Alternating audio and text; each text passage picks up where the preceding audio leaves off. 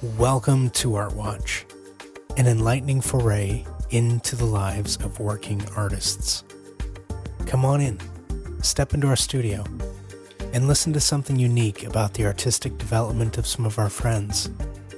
I'm your host, Elisha. As a multi-instrumentalist, producer, educator, and now author, today's guest has done it all in the music world. Our conversation covers topics of inspiration, collaboration, and work-life balance as I join the artist on location in his home studio ahead of the release of his first book. Please welcome Zach Miller. Zach, welcome to ARTWATCH. Thank you. Yeah, tell us about what you do. Well, I'm a drummer from Minnesota. Live in Minneapolis currently. Been here since I went to school to study music back in the year 2000. And I, like many musicians, have many legs to my stool that holds up my, my vocation. When your name's on the marquee, that's the one thing you do. When your name isn't on the marquee, you do many different things. But I'm an educator. I teach as adjunct faculty at North Central University. I've been there for almost 20 years. Wow. And I also teach out of my own home, private lessons to other students outside of the college environment. And I perform, travel, tour, compose, record. What is it that we don't do these days as a musician? So yeah, it's like I say, it's a lot of legs of the stool, and there's always one leg broken or hobbled, but I'm hanging in there. How'd you get your start? So up in Duluth, Minnesota, where I grew up, my parents were avid musicians. My mom is a pianist. She conducted the choir at our church that we went to when I was a kid. And my dad is a huge folk music fan. So there was always some sort of finger picking or piano plucking going on at the house. And my mom was really involved with my school choir concerts. She would be there playing piano, accompanying us. It was just always a part of the background for me. I'd go to bed and hear my parents singing together, through my bedroom door. That's how it started. And I had a high school teacher that really encouraged me to consider the possibility of building a career in music. And he took time to set aside space to talk about that and say, hey, Zach, I think this is something that you could consider. I don't take this recommendation lightly because there's a bit of risk involved in it, but he really encouraged me to consider it, and I hadn't really even opened my eyes to that possibility. And that kind of started my journey into studying music in college, and then kind of blossomed from there with some hard work and just letting all the opportunities percolate over the next 5 to 10 years building a career. Yeah, building the legs of the stool. Exactly, right? Yeah, and no one leg can get too long, right? Because it topples the rest. This metaphor is deep, I'm telling you, it goes a long way. But if any one piece of it blows up too big, you have to sacrifice something else that you're doing. And so I've been trying to kind of slowly build up these legs with some evenness, and it's worked out pretty well. Love the metaphor. Yeah. So I know you as a multi-instrumentalist, producer. Yeah. What kind of edged you in? What was your first instrument? What was your first introduction?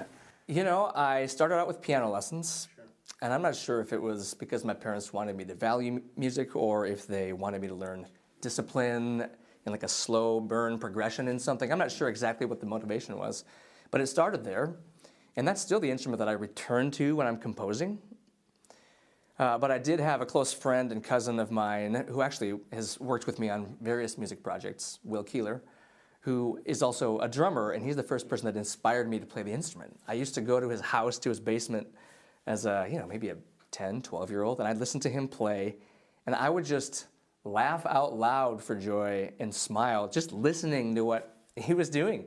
And I didn't realize that it was just planting seeds of passion of something that would grow ultimately into a career and a lifelong journey of growth and challenge and opportunity. And so that's that's how it started. We have the one leg of the stool, that's the percussion composition side.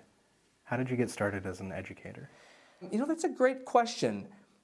Initially, it started as a convenient way to just have income at the beginning of a music career.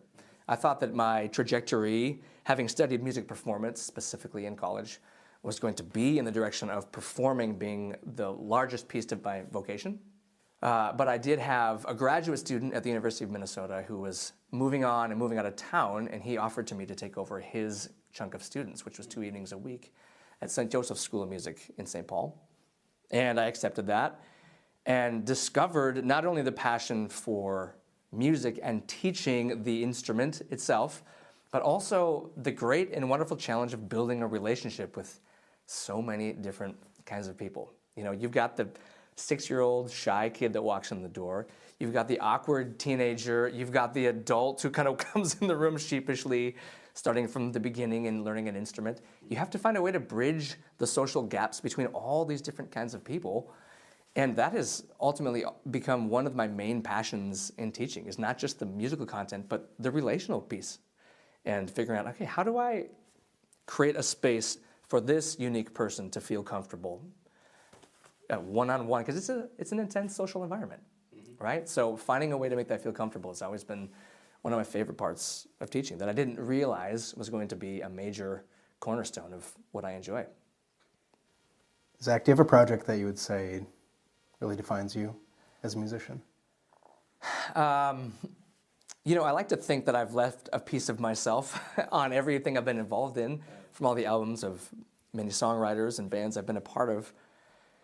But I think that, the thing that expresses who I am musically the most is probably, and many people might say this about their own work, is a solo project that I recorded a while ago in 2018. It's under the name Auburn Heights, and it's my own instrumental album of music. And you know, I've contributed a lot to other people's music, but it was an interesting process to accept the vulnerability of doing my own thing for the first time, you know. So as I was working on Auburn Heights, I would write these small compositions on the piano and slowly expand it. And didn't really know where these songs would live ultimately, but decided to make a full-length project of it. And I played most of the instruments on it. But it was fascinating when it came time to release it. Given that I had done almost all of it myself, there was a great vulnerability to saying, I have no excuse for what this is, right? Like, if this is good to you or not good to you, this is honestly me. It was my first true vulnerability, not hiding behind someone else's name, behind some cool guitar riff that a buddy of mine played that made my drum thing sound better than it is. Like, I had no excuses. I couldn't hide behind it because I made all the decisions for the first time. So for me, that was a big deal. And then to also listen to that project and be okay with what it was. Like, once it was done, I had to step back, listen to this thing that I had created, and realize, okay, this is essentially my voice. And for better or worse, this is what it is. And I think it takes a while, not just creatively, but as a human being, to not only discover who you are, but then the next bigger step is to be okay with who you discovered you were, right? To stop chasing something you think you should be, but to do the thing and recognize this is me, and then put that out there and say, I'm okay with this. Like, this is what I'm doing, and this is what I'm into, and I can't hide behind anything because I made all the calls. So yeah, that project, Auburn Heights, was a big deal for me to kind of put that out there. And I'm really proud of what it sounds like. And I think it kind of captures, for me, the combination of my endeavor to find a musical combination of intellectual curiosity and like emotional gravity.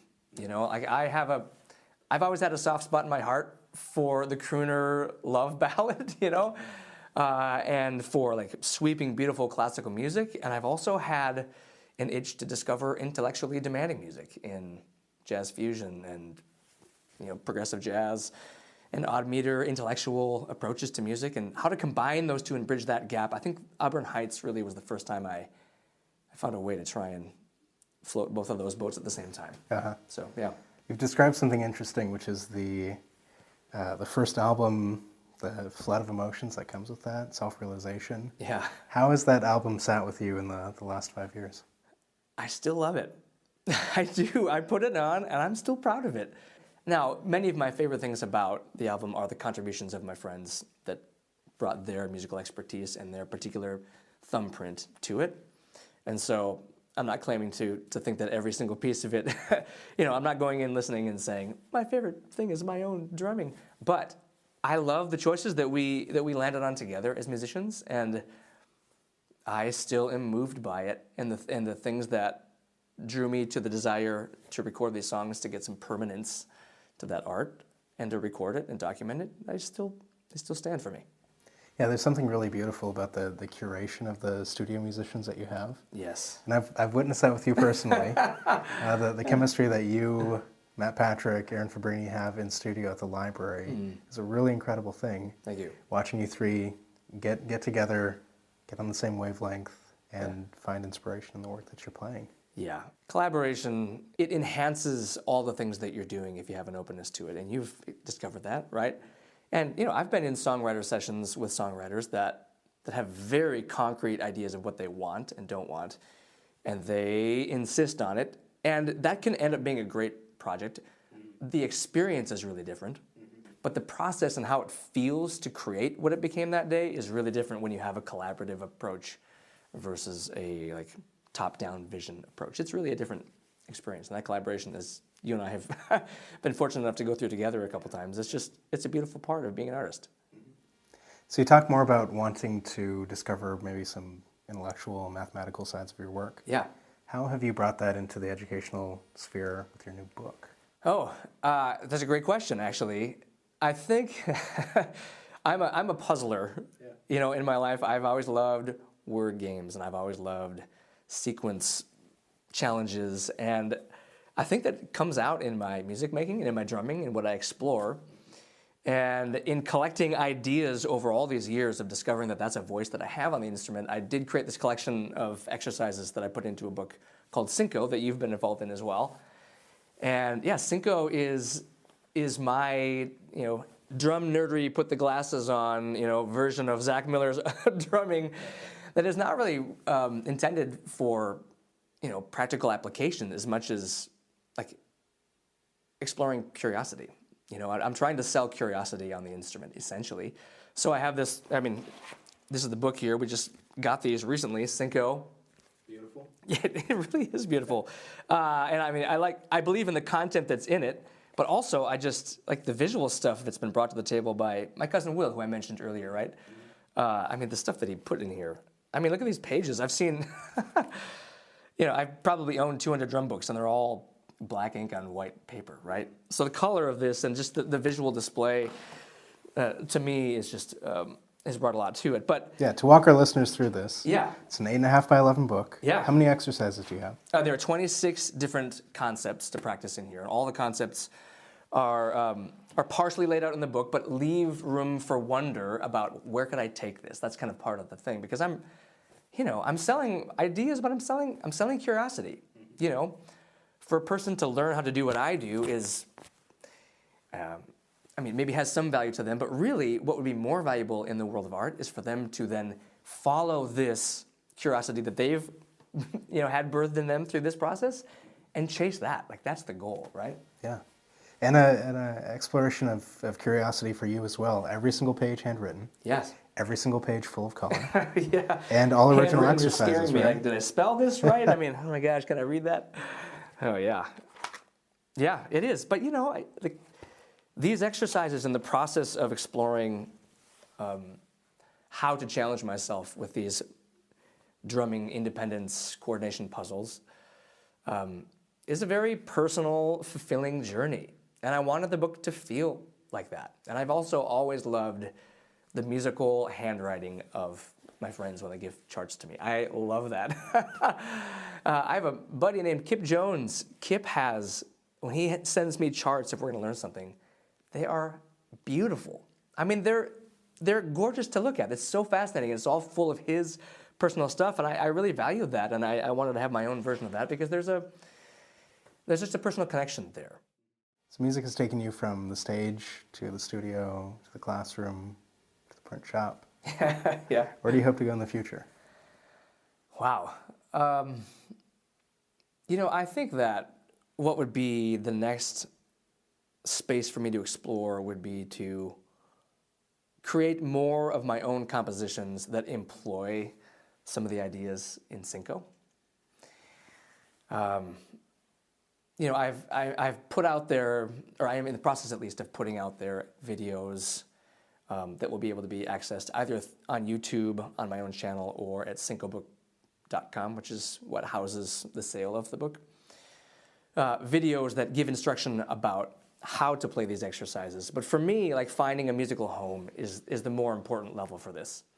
So if I can create songs that utilize these types of patterns and these concepts, I'd be really excited about that. So I think I have a compositional journey ahead of me, but it might be built from the ground up from the drums, which I've never done before.